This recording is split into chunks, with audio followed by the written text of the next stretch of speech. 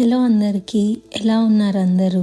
ఈరోజు మనం పప్పు టమాటాని ఎలా వండుకోవాలో చూసుకుందాం. ముందుగా ఒక కుక్కర్ తీసుకొని అందులో 1 గ్లాస్ కందిపప్పు వేయాలి.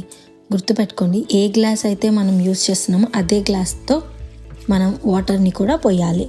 సో 1 గ్లాస్ కందిపప్పుకి 2 గ్లాసెస్ ఆఫ్ వాటర్ని మనం యాడ్ చేయాలి. ఇప్పుడు అందులో 1 ఉల్లిపాయ వేయండి.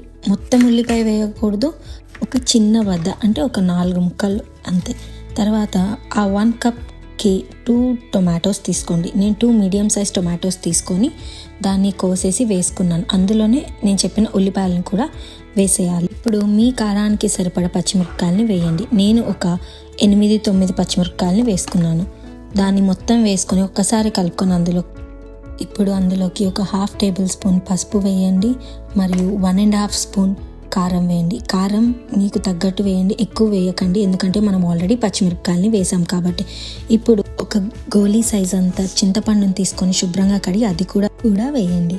ఇప్పుడు 3 టేబుల్ స్పూన్స్ ఆయిల్ని కూడా వేసేసి చక్కగా ఒక 2-3 సార్లు కలిపేసి మొత్తం కలిసేలాగా కలిపేసి మూత పెట్టేసి కుక్కర్ పెట్టేయాలి.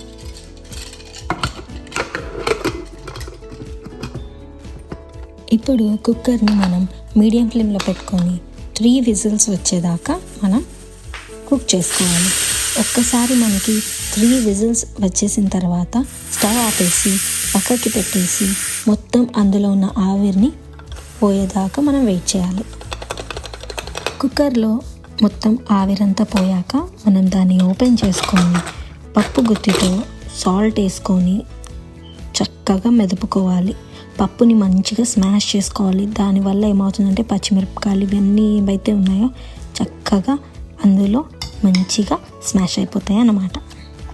చూసారు కదా పప్పు అనేది ఎంత చక్కగా స్మాష్ అయిపోయిందో.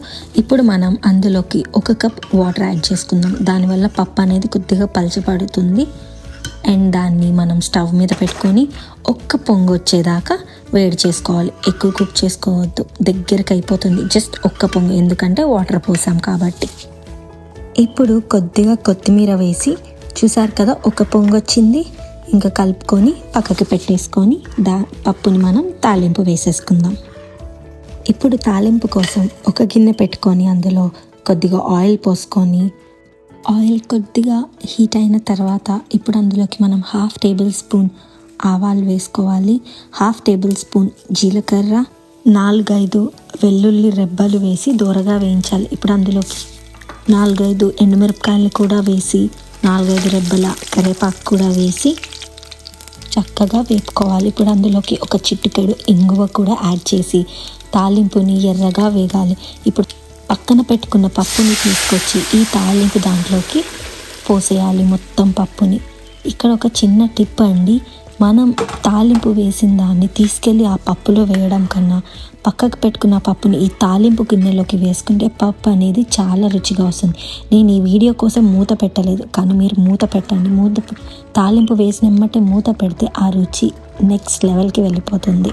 లాస్ట్లో కొద్దిగా కొత్తిమీర వేసి దించేసుకుంటే మన పప్పు అనేది రెడీ అయిపోతుంది. చూసారు కదా పప్పుని ఎంత సింపుల్గా ఎలా చేయాలో. మీరు కూడా ట్రై చేసి ఎలా వచ్చిందో నాకు కమెంట్లో చెప్పండి. మరెన్నో వీడియోస్ కోసం నా ఛానల్ని సబ్స్క్రైబ్ చేయండి.